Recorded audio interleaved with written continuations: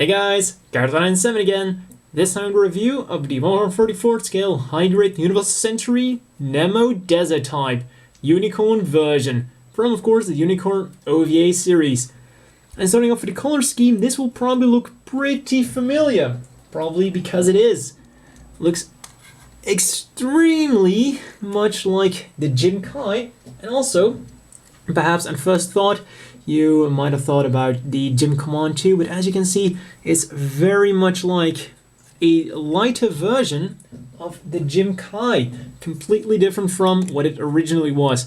So the very dark blue, almost black, has now become a dark navy blue, slightly lighter than the Jim Kai. The green has now become a beige color, once again slightly lighter than the beige on the Jim Kai. And then we have, of course, gray for the hands, the joints, and various other little bits. There's yellow, which is slightly lighter than the yellow used on the Nemo. And this time pretty much the same as the one on the Jim Kai for the vents here. And last but definitely not least, we have a very nice clear green visor. Once again, just like the Jim Kai, but once again, it's a little bit lighter. And then onto the stickers, and this is where a lot of people probably have a little bit of a problem with the Nemo. We get a shitload of stickers. But then the first question you have to ask yourself is, well, if they hadn't given us the stickers, would they have, would we have had a reasonable expectation of getting that specific part as a separate part in the correct color? And well, for some pieces, absolutely. Starting off with the sticker on the cockpit. It's not the 90s anymore. It's not even the fucking 2000s anymore. Getting a sticker for something as obvious as this does not fly anymore. That is an absolute disgrace. It was on the older Nemos. Well, older Nemos. And it still is. Then, the head jewel here also should have been a separate part. We have yellow on the kit, so why can't you just give us that as a separate piece? Yes, we get a customization option now. You can choose between red or yellow. But hey, if they molded this in red, we would have had already red on the runner, so they could have just given both of us as plastic pieces. Great.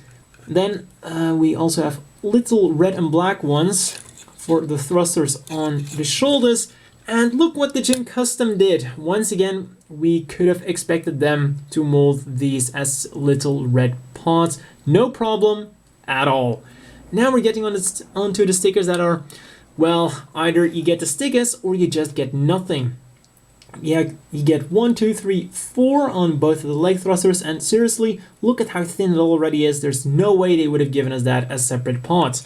Same goes for the shoulders. Here we have a whopping 5 parts, 1, 2, 3, 4, and the fifth one.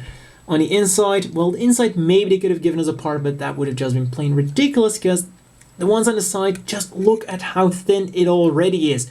If you're going to put 2 parts that are supposed to be that thick, they're just going to be way too brittle, and then people are going to have a fit at Bandai because they made the parts too brittle. Hey, that's how people are. There's just no pleasing them.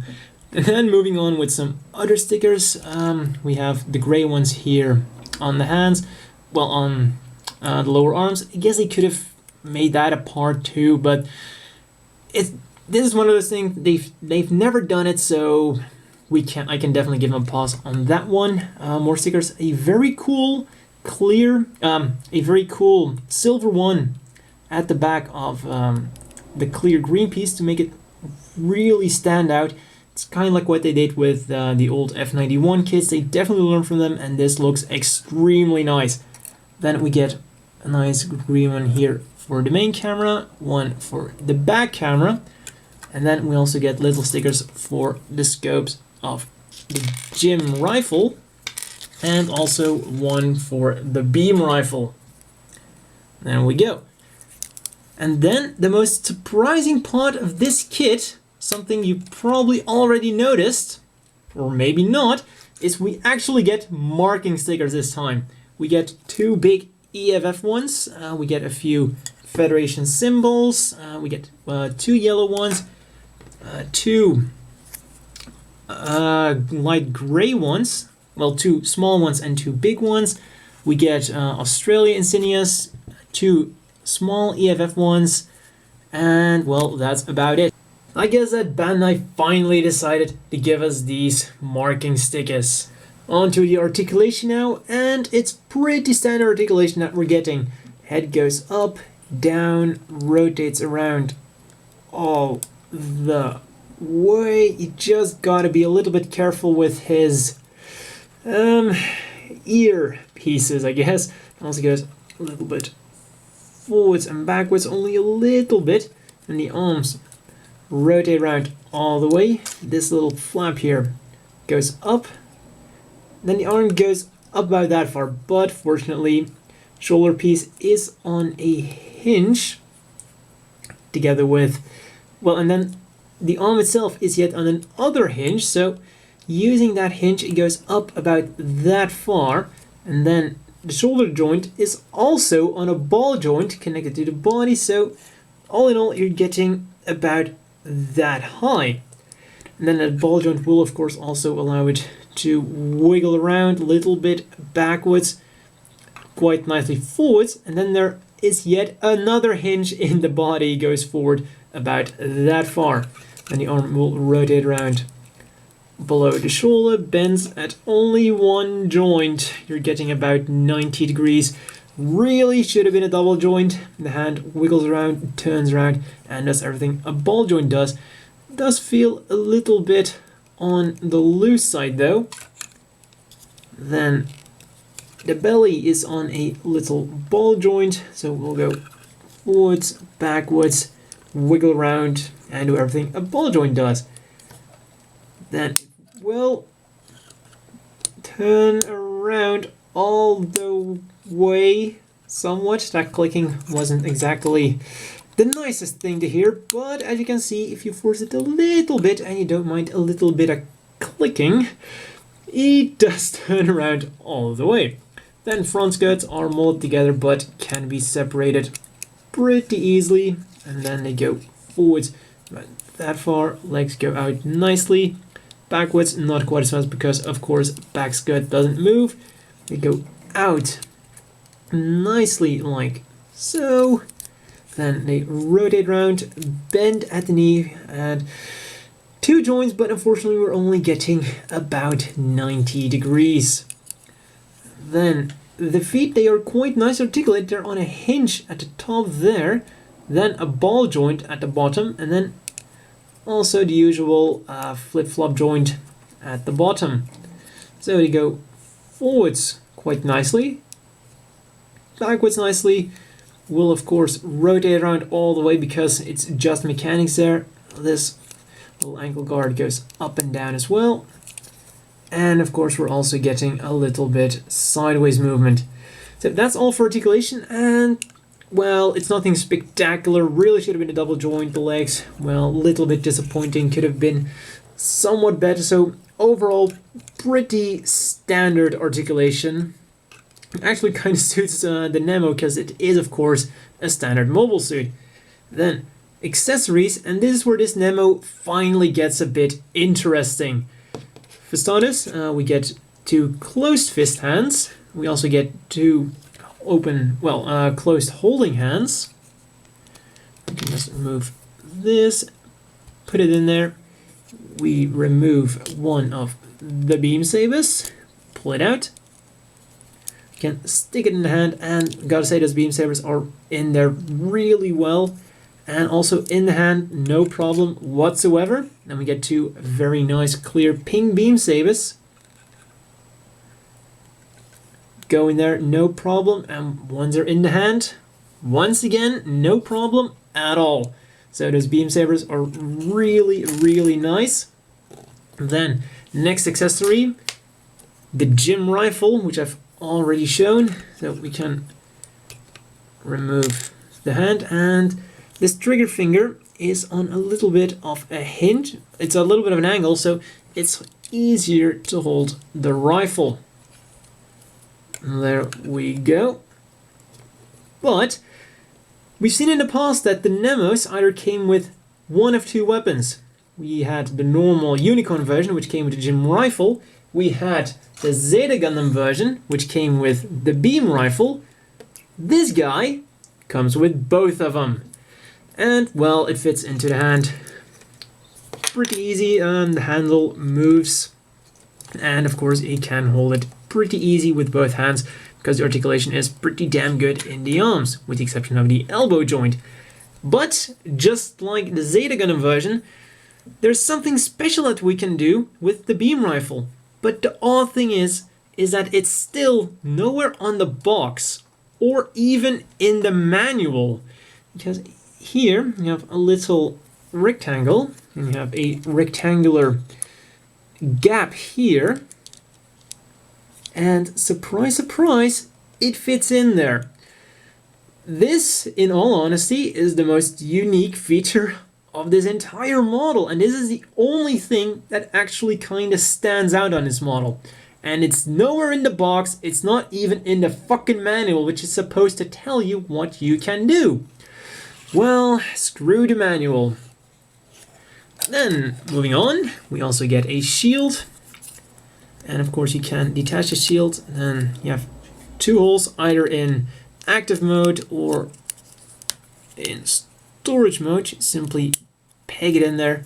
Unfortunately, it covers up the Federation symbol, and then you can plug it either in here or at the back of the arm. It goes in both arms with a peg, and then will of course rotate around as well. Then we get two more hands, the usual open hands, and then finally we're also getting some spare hand covers, because, well, they're molded in, they're on one gray runner, and these were originally included, but they finally decided not to cheap out on us and give us the appropriate hand covers, which is always nice. And of course, in his butt there's also a hole which connects him to an action base. And come to think of it, we also have a little bit of movement going on there. Talking about movement, there's also a tiny little bit of movement going on with the thrusters. They're technically on ball joints, but, well, as you can see, when I try to move it to the left, it only goes a little bit left and right, and even less up and down. As always, the inevitable question is, do you want to buy this?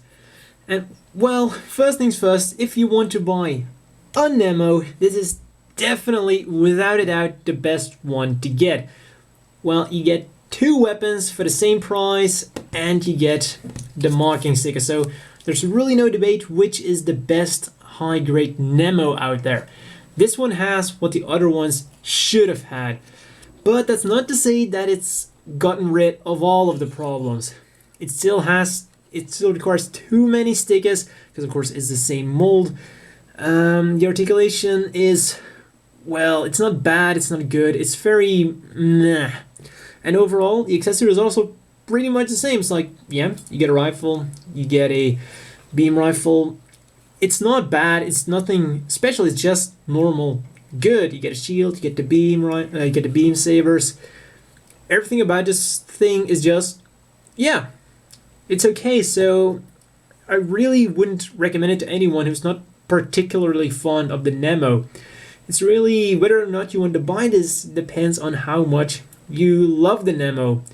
If you don't really care too much about the Nemo, this kit definitely isn't going to change your mind. And for grunt units, a way better pick is like the Gym Custom or the Gym 3 or the Gym 2. Those kits are much better. And perhaps worst of it all, they're also older, especially the Gym Custom, yet it still blows the Nemo literally out of the water. Gym Custom is much better than the Nemo, so that's a little bit the unfortunate fate of the Nemo. It's not a bad model, there are just many much better model kits out there to get. And the only unique feature it actually has isn't even mentioned on the box. How ironic. The one unique thing why you might want to buy the kit isn't even advertised. Fan-fucking-tastic. Get with it, Bandai. Get your advertisement straight. So yeah, a few improvements here and there could have made this an awesome model kit, but as it is, it's just well, an okay model. If you love the Nemo, you'll like the model. If you don't like the Nemo, you're probably extremely likely not gonna get this. And then finally, for some more size comparisons, here is next to the RX-782, and you can see that it's a pretty standard sized mobile suit. And for the grand finale, here he is next to the Gundam X-Wing, and you can see he's a little bit taller than it. Of course, he is somewhat shorter when we account for the cannons, but head height a little bit bigger. Well, that's all for this review, and see you guys next time.